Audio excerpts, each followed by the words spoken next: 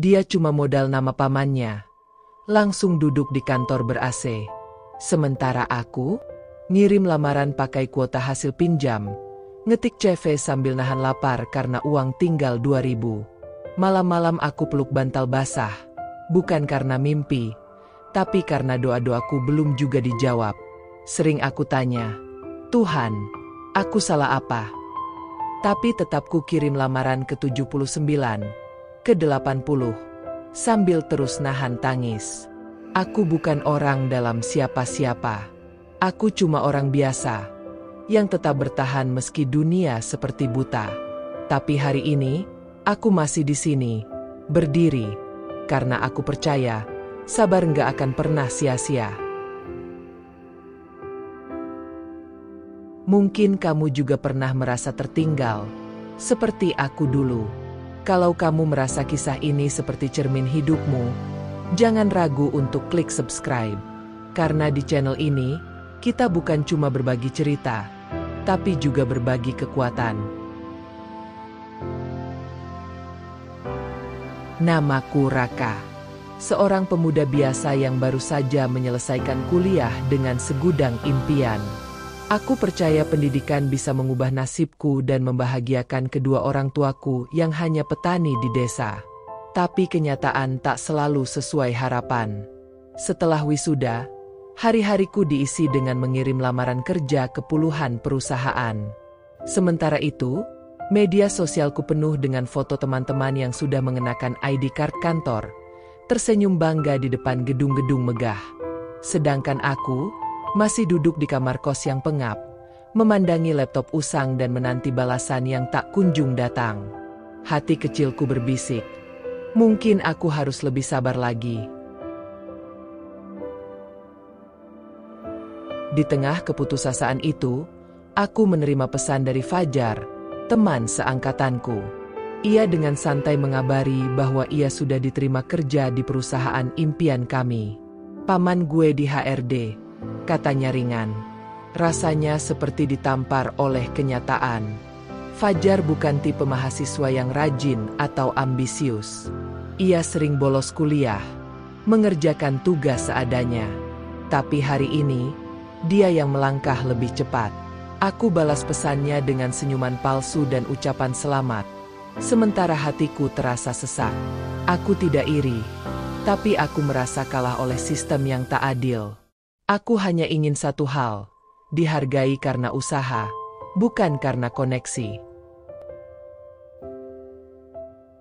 Sore itu aku berjalan kaki pulang dari warnet tempat aku biasa ngeprint lamaran kerja.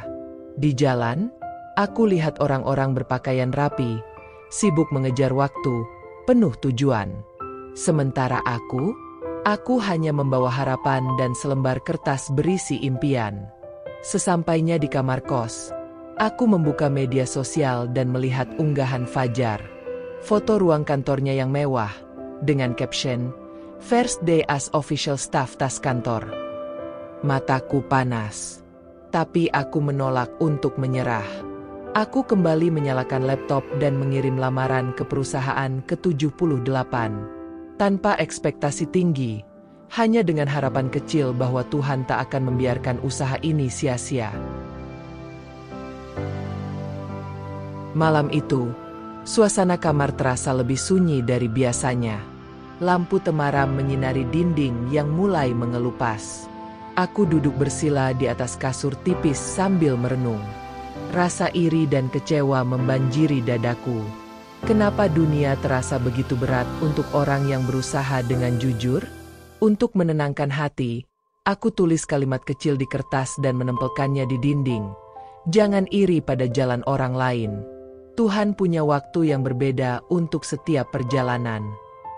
Kata-kata itu bukan hanya penghibur, tapi pengingat bahwa tak semua keberhasilan datang dengan cepat. Terkadang, keindahan justru lahir dari luka yang sabar disembuhkan. Pagi berikutnya, aku membuka mata dengan semangat yang nyaris padam. Tapi aku paksa tubuhku bangun, karena aku percaya diam tak akan mengubah apa-apa. Aku membuat daftar 20 perusahaan yang akan kukirimi lamaran hari itu. Meski 77 sebelumnya tak memberikan balasan, aku tetap lanjut. Bukan karena aku yakin diterima, tapi karena aku tidak ingin berhenti berjuang. Di cermin, kulihat pantulan wajahku yang lelah dan mulai kusam. Tapi aku tersenyum. Sebab di balik wajah itu, ada cinta dari orang tua yang tak pernah putus mendoakan. Ada impian besar yang menunggu diwujudkan dengan keringat dan kesabaran. Di sudut dinding kamar kosku, aku tempelkan secari kertas bertuliskan, "Jangan iri pada jalan orang lain. Tuhan punya waktu yang berbeda untuk tiap perjalanan." Kata-kata itu terlihat lusuh, tapi setiap kali ku baca, semangatku kembali hidup. Kadang aku menangis dalam diam. Tapi aku tahu, air mata ini bukan tanda kelemahan. Ini adalah bentuk perjuangan. Setiap tetesnya adalah doa. Aku belajar untuk tidak membandingkan diriku dengan orang lain, karena setiap orang berjalan dengan waktu yang berbeda. Aku hanya perlu terus melangkah, sekecil apapun langkah itu, asal tidak berhenti. Suatu hari aku menghadiri reuni SMA. Semua orang datang dengan cerita sukses mereka. Salah satu teman dengan nada bercanda bertanya, "Masih nganggur juga, Kak?" Semua tertawa. Aku ikut tertawa. Tapi dalam hati aku runtuh. Rasanya seperti diinjak ketika kita sedang berusaha berdiri. Malam itu aku pulang dengan kepala tertunduk. Di kamar, aku menangis dalam sunyi. Tapi air mata itu bukan kelemahan. Itu adalah luapan dari luka yang sudah terlalu lama kupendam. Aku berjanji pada diriku, suatu hari aku akan datang ke reuni lagi, bukan untuk membalas, tapi untuk memberi inspirasi. Kalau mau cepat kerja, cari aja orang dalam, saran seorang teman. Nadanya ringan, seolah itu hal biasa. Tapi aku terdiam. Bagiku, integritas adalah hal yang mahal. Aku tidak ingin melangkah lewat pintu belakang. Aku ingin hasil dari keringat sendiri. Mungkin orang akan bilang aku idealis, tapi aku percaya, apa yang dibangun dengan jalan yang jujur, akan lebih kokoh dan membanggakan. Di dunia yang sering memuji hasil tanpa peduli proses, aku memilih untuk berdiri pada prinsip. Karena jika aku menyerah sekarang, aku akan kehilangan lebih dari sekadar pekerjaan. Aku kehilangan diriku sendiri. Hari-hariku berlalu dalam kesendirian yang penuh keraguan. Kadang aku bertanya dalam hati, apakah prinsipku membuatku tertinggal? Tapi setiap kali pikiran itu muncul, aku membaca kembali tulisan di cermin. Kesabaran bukan berarti diam, tapi terus bergerak meski tak terlihat hasil. Aku sadar, perjalanan ini memang tak mudah. Tapi aku percaya, luka ini sedang menempa jiwaku menjadi lebih kuat. Karena orang hebat bukanlah mereka yang tak pernah jatuh, tapi mereka yang selalu memilih bangkit, meski dunia terus menjatuhkan. Aku percaya, Tuhan sedang membentukku melalui jalan yang tidak mudah. Di saat dunia seperti menutup pintunya, aku hanya punya satu pelarian, doa. Di setiap malam, aku menangis dalam sujud, meminta agar diberi kekuatan, bukan jalan pintas. Mungkin doaku belum dikabulkan karena Tuhan sedang menyiapkan sesuatu yang lebih indah. Aku percaya, setiap air mata yang jatuh dalam doa adalah benih yang kelak akan tumbuh menjadi kebahagiaan. Aku belajar satu hal penting, ketika kamu tidak tahu harus kemana, kembalilah pada Tuhan. Karena disitulah, kita menemukan jawaban. Kesabaran memang menyakitkan, tapi percayalah, buahnya akan lebih manis dari yang pernah kita bayangkan. Suatu pagi yang tampak biasa, aku membuka email seperti kebiasaan harian. Tapi kali ini, ada satu notifikasi berbeda. Dear Raka, kami tertarik dengan CV dan portofolio Anda. Jantungku seolah berhenti berdetak sejenak. Tanganku gemetar saat membaca lanjutannya. Sebuah perusahaan internasional mengundangku mengikuti seleksi kerja. Setelah sekian lama hanya menerima penolakan, akhirnya ada satu cahaya yang menyapaku. Air mata menetes perlahan, bukan karena sedih, tapi karena harapan yang mulai hidup lagi. Aku sadar, mungkin jalanku memang lebih panjang, tapi langkahku tetap sampai. Tuhan tak pernah menutup jalan bagi hamba yang tak berhenti berusaha. Semangatku kembali tumbuh. Aku menyusun strategi belajar, mempelajari kembali materi-materi yang pernah kupelajari di kuliah, latihan interview, membuat catatan kecil tentang kelebihan dan kekuranganku. Aku berlatih bukan hanya untuk lolos, tapi untuk menunjukkan bahwa aku pantas diterima karena kerja keras. Aku sadar, ini bukan hanya tentang pekerjaan, ini tentang harga diri, tentang pembuktian, tentang doa-doa ibuku yang tak pernah putus setiap malam, tentang ayahku yang diam-diam menjual hasil kebun untuk membayarkan biaya kuliahku dulu. Aku ingin membuktikan bahwa semua pengorbanan itu tidak sia-sia. Aku ingin menunjukkan bahwa kesabaran tidak pernah salah arah. Hari seleksi pun tiba. Aku naik angkutan umum pagi-pagi, mengenakan kemeja putih satu-satunya yang kupunya. Duduk di ruang tunggu, aku melihat puluhan peserta lain yang tampak percaya diri, bahkan beberapa membawa sertifikat internasional. Tapi aku tidak gentar. Aku berdoa dalam hati, Tuhan, aku tidak punya orang dalam, tidak punya gelar mentereng, tapi aku punya hati yang tulus dan kerja keras. Jika ini memang rezekiku, mohon kuatkan aku. Aku masuk ruangan seleksi dengan kepala tegak, bukan karena sombong, tapi karena aku membawa seluruh kisah perjuanganku bersamaku. Dan itu membuatku kuat. 3 tahap seleksi kulalui dengan penuh debaran. Setiap kali selesai satu tes, aku langsung sujud syukur. Bagiku, bisa sampai di tahap ini saja sudah sebuah kemenangan. Tapi Tuhan lebih baik dari dugaanku. Beberapa hari kemudian, email itu datang. Dengan huruf tebal dan kalimat sederhana. Selamat, Anda diterima. Aku membaca ulang berkali-kali. Takut itu hanya mimpi. Aku menangis. Menangis keras. Untuk pertama kalinya bukan karena kecewa, tapi karena rasa syukur yang luar biasa. Aku membuktikan bahwa kejujuran dan ketulusan bisa mengalahkan koneksi. Bahwa jalur kesabaran, meski lambat, tetap membawa pada garis akhir kemenangan.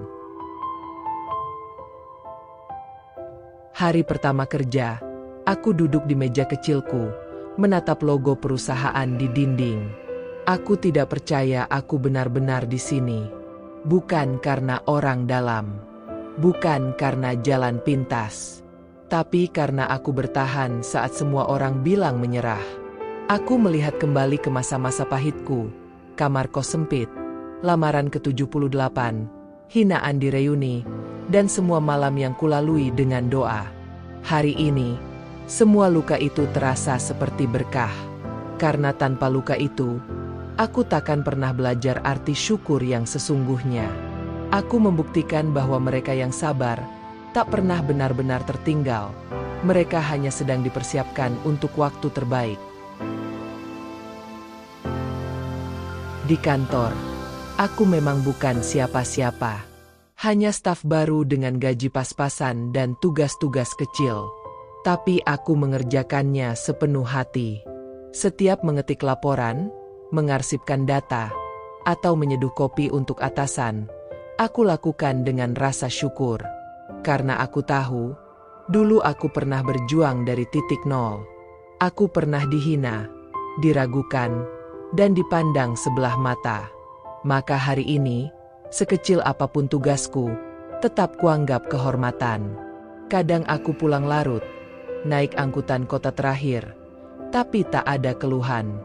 Karena aku belajar bahwa kebahagiaan bukan datang dari besar kecilnya jabatan, tapi dari seberapa besar kita menghargai proses.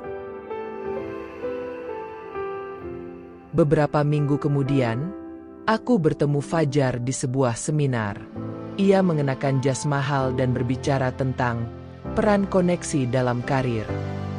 Ia masih seperti dulu, ringan dan bercanda, penuh percaya diri. Tapi di sela obrolan, ia berkata lirih, "Gue jenuh, Ka. Masuk sini cuma karena paman. Gue nggak ngerasa berkembang."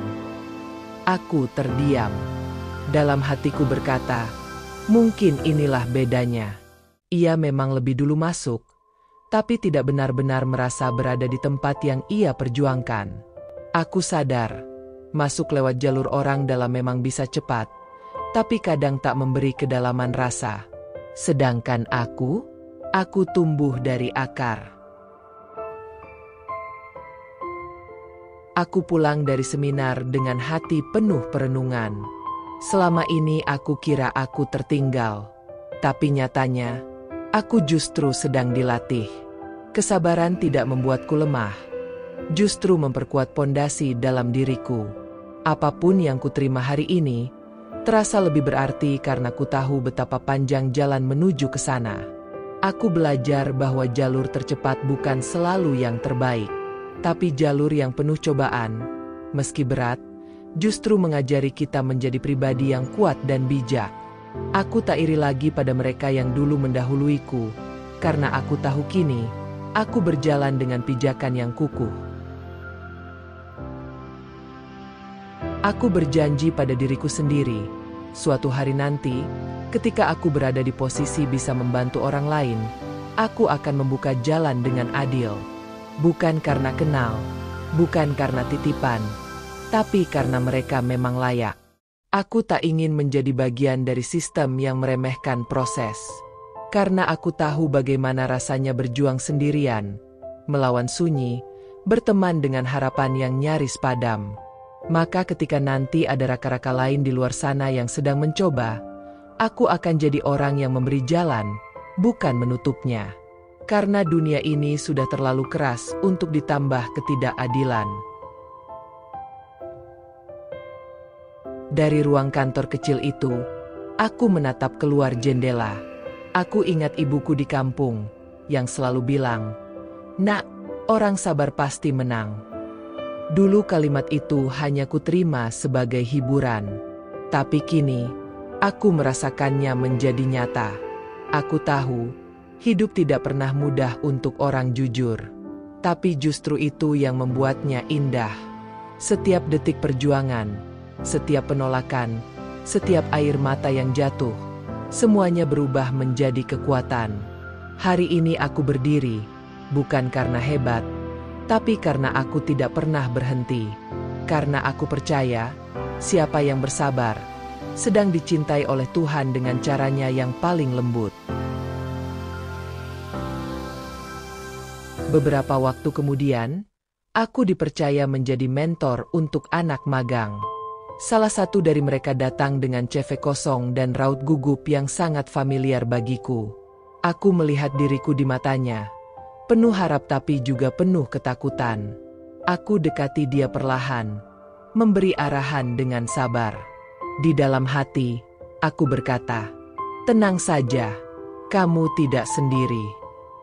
Aku ingin ia tahu bahwa ada jalan lain selain koneksi, yaitu kerja keras, kejujuran, dan kesabaran. Karena aku pernah merasakan rasanya jadi tak dianggap. Dan kini, tugasku bukan hanya bekerja, tapi mewariskan semangat untuk terus percaya pada proses. Fajar, teman lamaku itu, mengundurkan diri dari kantornya. Ia merasa tidak cocok dengan dunia kerja yang ia masuki tanpa cinta.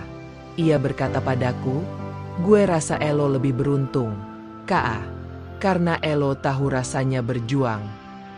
Aku tak menanggapi dengan bangga, hanya tersenyum pelan. Dalam hati aku tahu, jalan yang kulalui memang berat, tapi lebih bermakna. Aku belajar bahwa yang didapat dengan cepat seringkali tak memberikan makna jangka panjang. Sedangkan apa yang diraih dengan perjuangan, sekecil apapun hasilnya, akan terasa seperti harta karun. Bukan karena nilainya, tapi karena kisah di baliknya. Kini aku tak lagi menilai orang dari seberapa cepat mereka mencapai tujuan. Aku lebih menghargai mereka yang tetap bertahan meski tak kunjung sampai. Karena aku tahu, bertahan dalam ketidakpastian jauh lebih sulit dari sekadar berlari di jalur yang terang. Aku mulai menerima bahwa setiap orang punya waktunya sendiri. Dan waktu Tuhan tidak pernah salah. Jika kamu belum sampai hari ini, bukan berarti kamu gagal. Mungkin kamu sedang ditunda agar lebih siap. Karena kadang, rezeki datang bukan saat kamu ingin, tapi saat kamu sudah mampu menjaganya dengan bijak. Aku menulis sebuah catatan kecil dan menempelkannya di monitor mejaku. Bukan tentang seberapa cepat kau sampai, tapi seberapa kuat kau bertahan dalam perjalanan. Kalimat itu jadi pengingat harian bahwa aku masih dalam proses. Bahkan saat sudah berada di titik nyaman, aku tetap ingin rendah hati. Karena aku tahu, aku sampai di sini bukan sendirian. Ada doa ibu di setiap langkahku. Ada restu ayah yang diam-diam menguatkan. Ada luka yang membentukku menjadi lebih tangguh. Dan ada Tuhan yang membimbingku, bahkan saat aku hampir kehilangan arah. Semua takkan kulupa. Jika hari ini kamu sedang merasa tertinggal, sedang menangis di kamar kecil yang sempit, sedang bertanya kapan semua ini akan berakhir, percayalah, kamu tidak sendiri. Aku pernah ada di sana. Aku pernah hampir menyerah. Tapi Tuhan tak pernah meninggalkan kita.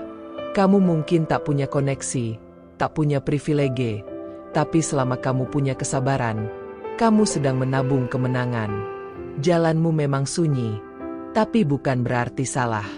Teruslah melangkah, karena pada akhirnya, bukan siapa yang lebih dulu sampai, tapi siapa yang tetap berjalan meski langkahnya penuh luka. Dan saat sampai nanti, air matamu akan berubah jadi cahaya. Kalau kamu hari ini sedang merasa sepi dalam perjuanganmu, percayalah bahwa aku pernah ada di tempatmu. Dulu aku merasa Tuhan diam, dunia tak adil, dan nasib begitu pelit padaku. Tapi sekarang aku mengerti, kesunyian itu bukan bentuk hukuman, melainkan ruang pembentukan. Di dalam sepi, kita dilatih mendengar suara hati. Di dalam gelap, kita belajar percaya tanpa melihat. Aku tahu rasanya disalahpahami, diremehkan, dan ditinggalkan. Tapi ketahuilah, setiap luka yang kamu tahan dengan sabar akan tumbuh menjadi pelindung. Dan setiap sabar yang kamu pertahankan akan menjadi mahkota ketika kamu sampai nanti. Aku ingin kamu tahu, hidup bukan perlombaan cepat-cepatan. Banyak orang tiba duluan, tapi tak tahu harus kemana. Sementara kamu, yang berjalan lambat, mungkin sedang membangun pondasi yang tak terlihat orang. Jangan iri, jangan goyah. Kamu tidak sedang kalah. Kamu sedang membentuk sesuatu yang jauh lebih besar dari hasil instan, yaitu karakter. Dan itu tak bisa dibeli dengan uang atau koneksi. Karakter hanya bisa lahir dari luka, kesabaran, dan keikhlasan. Jadi kalau hari ini kamu terluka, jangan buru-buru mengutuk. Karena bisa jadi, luka itulah pintu menuju kekuatanmu yang sebenarnya. Ingatlah selalu, setiap penolakan bukan akhir dari segalanya. Justru dari situlah arah baru akan terbuka. Kadang kita terlalu sibuk menatap pintu yang tertutup, hingga lupa ada jendela yang mulai terbuka perlahan. Aku tak bilang jalur sabar itu mudah. Tidak, tapi percayalah, ia selalu membawa ketenangan. Karena saat kamu sampai, kamu tahu, kamu bukan sampai karena ditarik orang, tapi karena kamu sendiri yang melangkah, jatuh, bangkit, dan terus maju. Dan itu membuatmu lebih menghargai apapun yang kamu miliki. Rezeki yang datang setelah sabar akan terasa jauh lebih dalam. Kepada kamu yang hampir menyerah, Genggamlah kata ini baik-baik. Aku tidak kalah. Aku hanya sedang berjalan di jalur yang berbeda. Dan jalur ini dipandu langsung oleh tangan Tuhan. Jalur sabar memang sepi. Tak ada sorak-sorai. Tapi di ujungnya, ada pelukan hangat dari penciptamu. Jangan terlalu pedulikan omongan orang. Fokus pada langkahmu. Biar lambat asal terus. Biar jauh asal sampai. Biar sendiri asal tidak kehilangan jati diri. Ingat, Tuhan tidak pernah tertidur. Air matamu disimpan, langkahmu dihitung, dan perjuanganmu disaksikan. Akan ada hari di mana semua lelahmu terbayar tuntas. Hari ini, aku bukan orang yang paling sukses.